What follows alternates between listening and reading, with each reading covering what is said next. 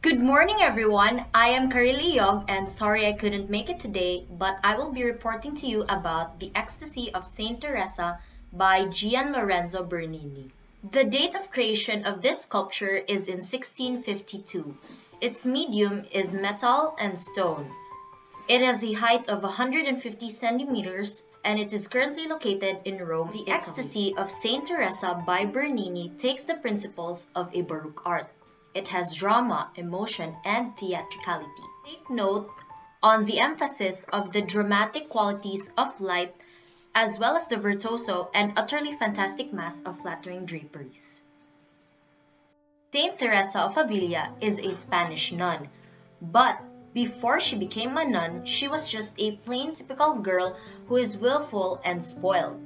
Instead of marrying the rich hidalgo, she went into the convent because she thought she would have more freedom. A few years later, she got ill. By the time she reached her 40s, Teresa had settled down to her new spiritual life. When one day while praying and singing the hymn, Veni Creator Spiritus, she experienced the first of the episodes that would accompany her for the rest of her life, a rupture.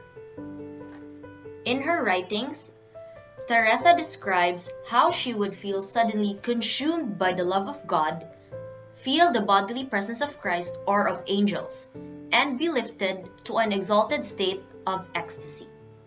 Although in her own lifetime, Teresa was sometimes ridiculed for such claims, or even accused of communing with the devil, she became a prominent figure in the church.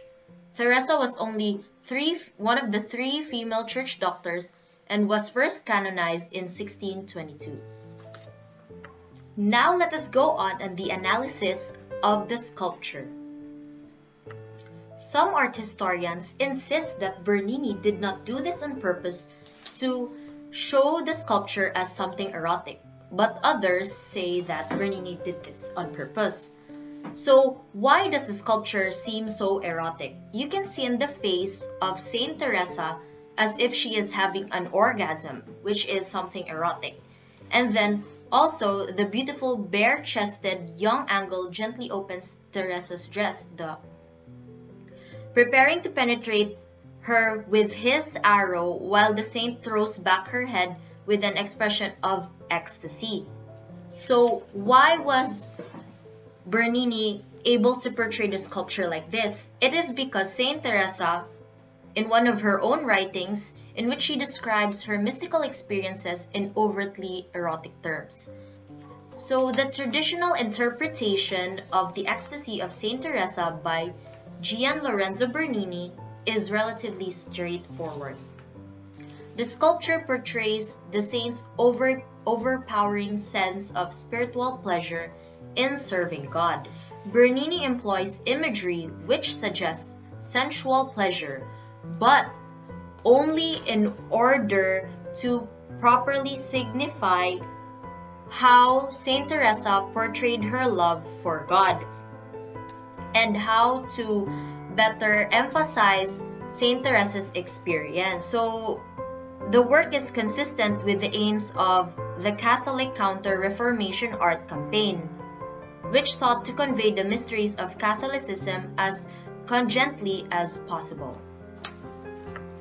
Now we have learned a lot about the sculpture, The Ecstasy of Saint Teresa by Gian Lorenzo Bernini.